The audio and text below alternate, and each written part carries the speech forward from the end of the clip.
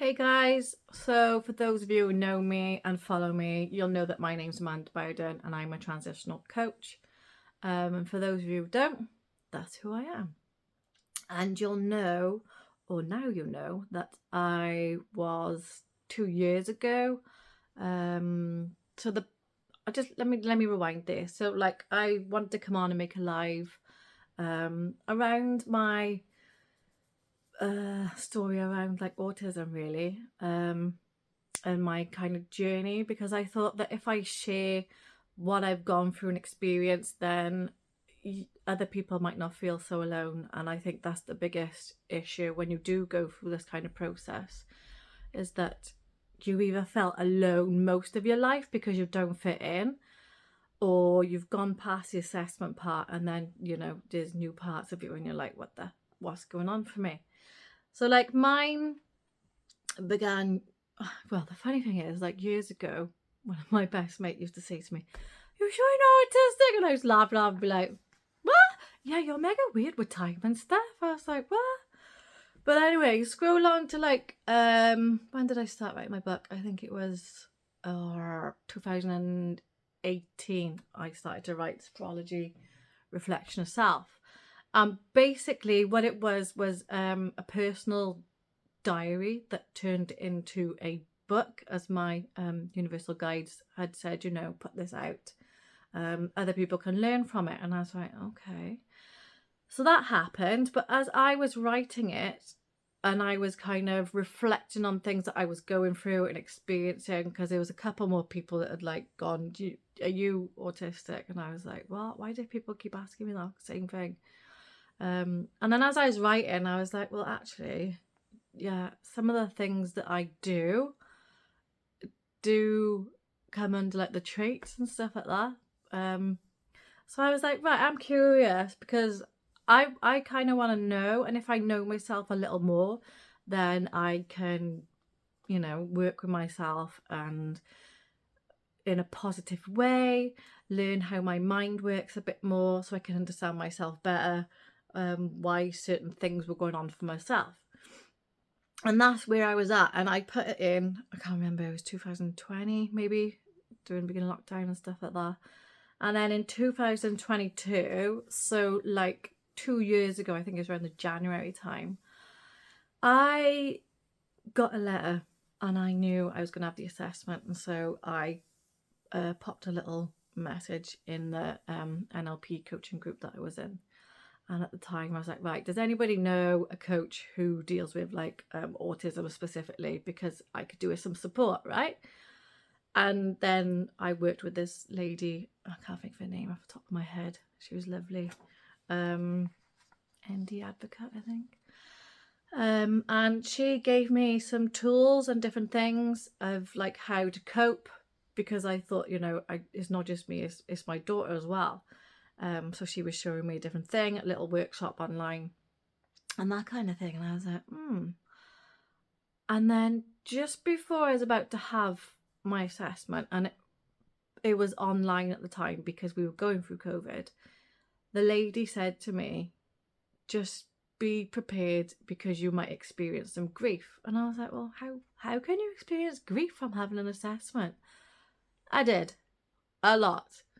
So like I went through the NHS route of going through the doctors, asking for the questionnaire to fill in, that kind of thing. Luckily enough, I was working with a lady at the time who was like used to work with behavioural stuff and autistic children, would you believe? So she printed out the form for me and I sent it in. And when it came to, the forms, actually going back to the forms first. So it was questions, they're quite personal, and it wasn't only me that had to answer them. I had to give my mum some questions as well, but she wasn't quite sure because she couldn't answer some of them because she couldn't remember. Because like I'm 42 this year, so I was diagnosed when I was 40, so I was quite late. And then like the assessment that was done on screen, it was around, I'm sure it lasted about 4 hours. And for me, I found it really challenging because they were really, the questions were kept repeating and they were going into depth and it was quite overwhelming because as I was doing it and answering it, things were coming up and I was trying to process that at the same time. And it was just, I just didn't like the whole experience, if I'm honest with you. I didn't like it. I didn't like the whole over the video stuff, but that's how it was because I was in COVID, like, you know, lockdown times and stuff. So, and that was that. And then they done all their bits. It felt like being interrogated, like by a police officer or something. And the lady was absolutely lovely doing it. I think it's just the way that the test or the assessment is designed. It is so out of date, I think. And yeah, it's just no. So then what happened, I was like, oh my God, cool. So that part was done. I come off and I felt exhausted because I was just focusing on answering these questions as much as I possibly could. And like some stuff was coming up and I was like, oh, so that person does that too as well, and da-da-da-da. And then they were like, right, so the next part is, because girls usually more than boys are able to mask better.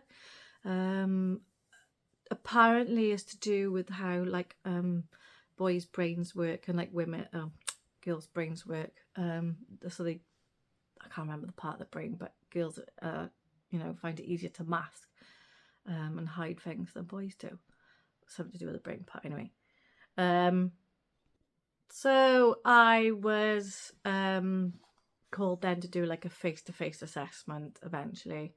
I think it was like for an hour, and it was like these little tasks that you had to do because people obviously who are doing it are really well trained. And so if like me, I know I was trying to hide loads of stuff, like don't do this because this is autism or da da da. And because I'd done quite a bit of research by then, and I was like, right, don't do it. But I didn't know I'd been doing it most of my life until now.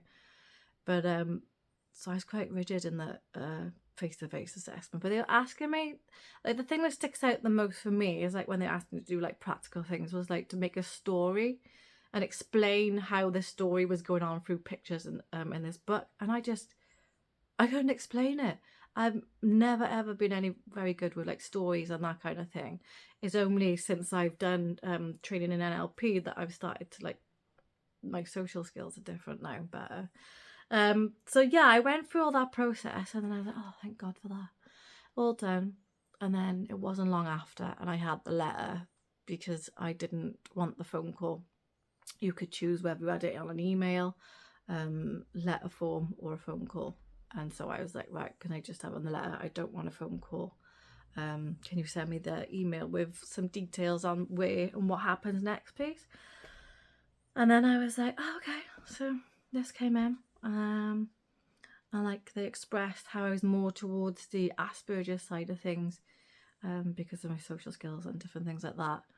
I can't remember what else was actually on the letter. And I was like, oh my God. And all these little things started to go off in my head. And I was like, oh, so this makes sense why that used to happen. And like the one thing that stood out was like, I remember going to Cavos with the girls in like 2013. And like everybody would just like follow each other and like, you know, as you do, move with people and chat and stuff. And I'd just be sat there thinking, well, why the hell are they moved? I ain't moving. I'm quite comfortable by it. I am moving over there. I didn't understand like the social cues. That's the kind of thing I used to do. But yeah, so the assessment came through and I was diagnosed with autism. And at first I was like, yay, this is good. Now I can kind of learn a bit more about myself and, you know, how my brain works, how I can best help myself with struggles that I have, especially like they call it autistic burnout. So that was that. And then as the weeks progressed, it was like, well, my mind kept going. This happened because of that happened because of this. And then on top of that as well, I was experiencing what I know, because I'm trained anyway, because I'm a coach and trained in trauma, is complex trauma. So it's literally we've gone through trauma in the past, and it's not just one event. It's many, which well, pretty much everybody's gone through due to COVID and stuff like that. So that came in, and then there was things playing over and over from a couple of years ago, and it was like bang, bang, bang, same kind of event. And I was like, what? So there was that going on with it as well, which I find really difficult. And then I was like, oh, this is the grief part of it. This is what it is. And I was like, right, this makes sense now. So then I reached out to, I think it was ASD Wales, and said, you know, can I get some support, please? Because I need to make some sense of some questions in my head. I was like, because I don't get it. Like, one minute I don't know, this person here without a diagnosis, and then I'm this person here. I'm the same, but I'm not the same, which is so weird. And I was like, well, can I get some support, please? Because things are not, I can't process things in my head. And then I was denying that I was actually autistic. And I was like, nah, I'm not autistic. You can have the label back. I don't want it. I don't want the label now. And that went on for a while.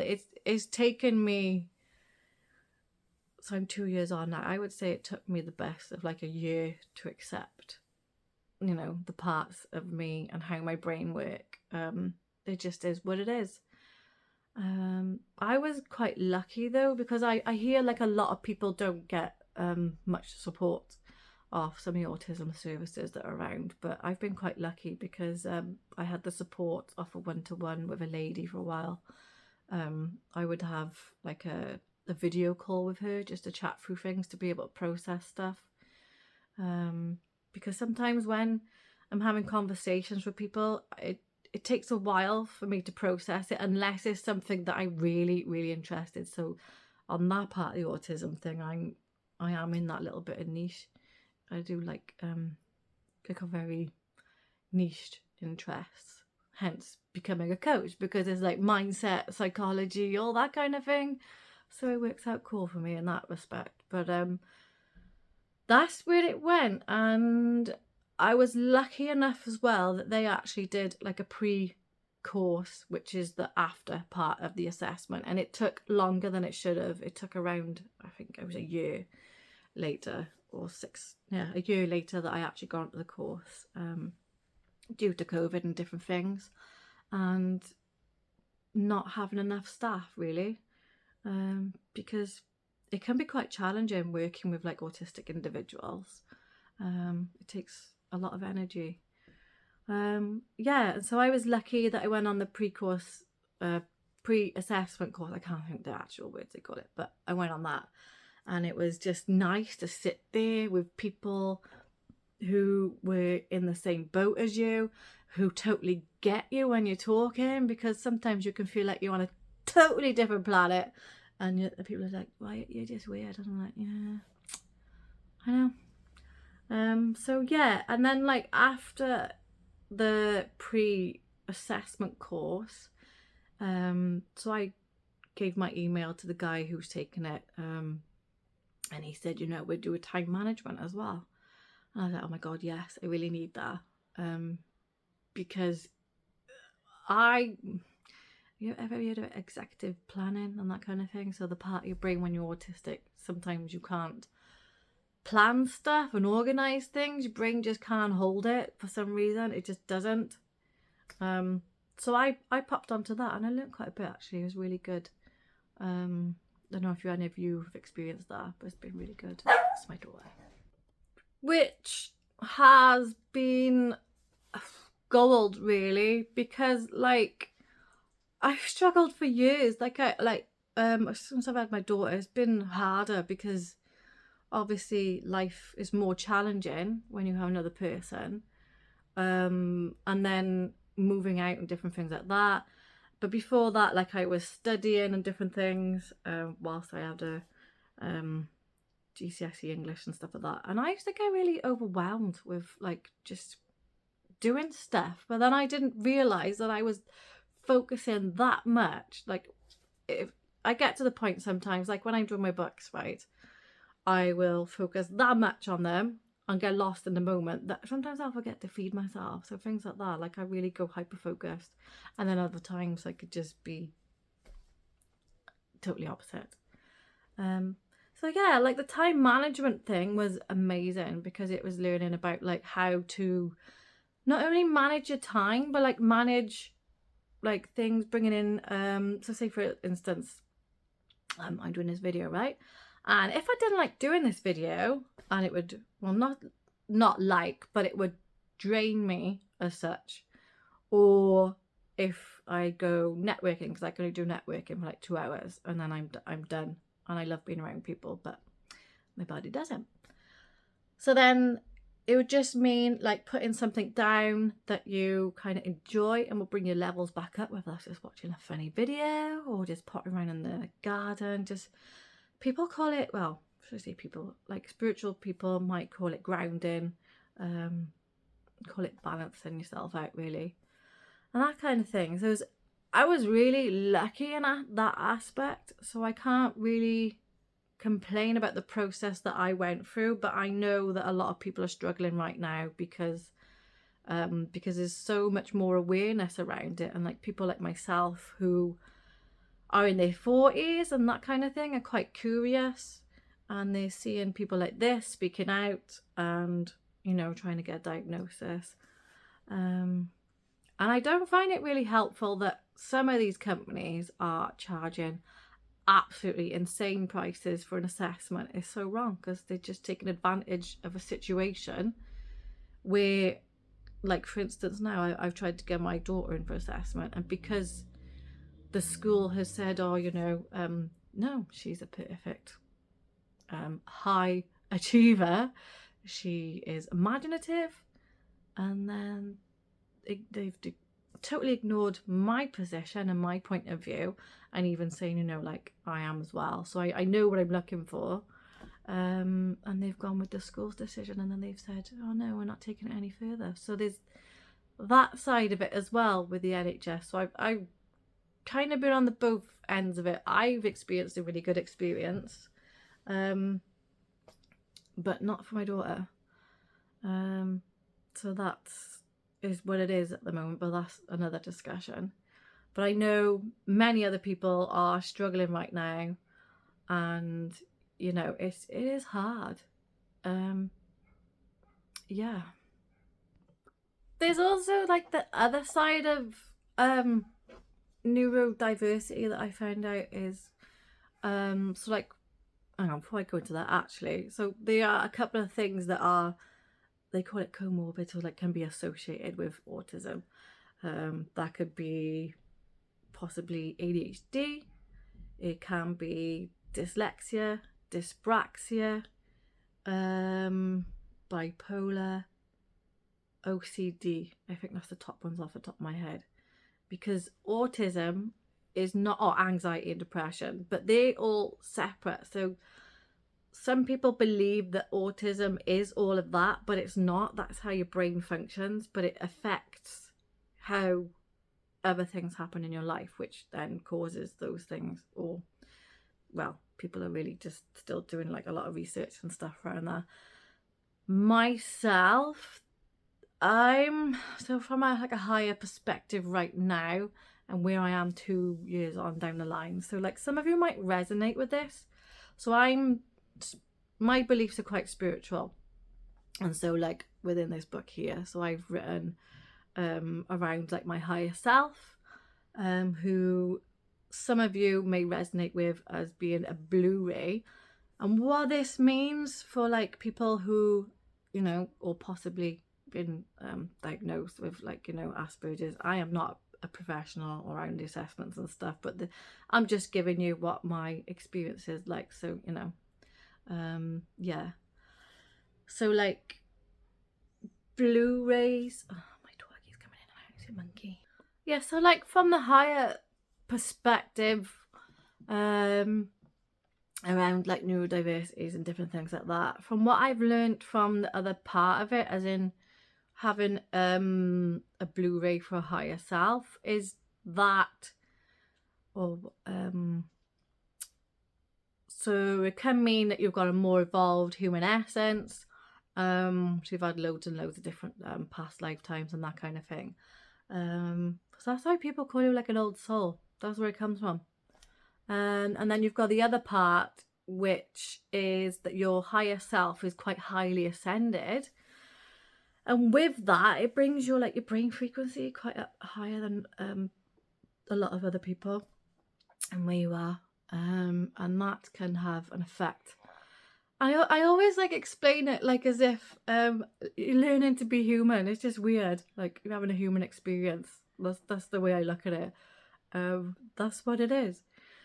But then as I've gone on with this and started the third book now, Manifest 28, because within that, say where the spectrum is for ADHD, autism and that kind of thing. So for me, it just feels like it's so out of date, and I think that people are starting to realize this now and starting to bring it into the more positive swing of where it's going, using your brain, what you know, and using the positive aspects of that kind of thing, like you're able to spot patterns easy in behaviors, being able to have a out of the box insight. This is why a lot of entrepreneurs will have way out of the box ideas, and that's why they stand out, because believe it or not, we're not here to fit in, we're here to learn how to belong, right? That's the long haul of it. But so I've been, for my universal team of guides, have been showing me a different way of looking at things, and they've named it the white dove spectrum, which is in my third book, and that'll be coming out in September, hopefully. So that's pretty much how my journey went. I'm still there's some days now still where I feel right, well, I'll get frustrated because sometimes I can't go the same speed as other people who are neurotypical, that kind of thing. So sometimes it comes in and I'm like, oh no, I'm not autistic today, I'm just gonna be me, and that kind of thing.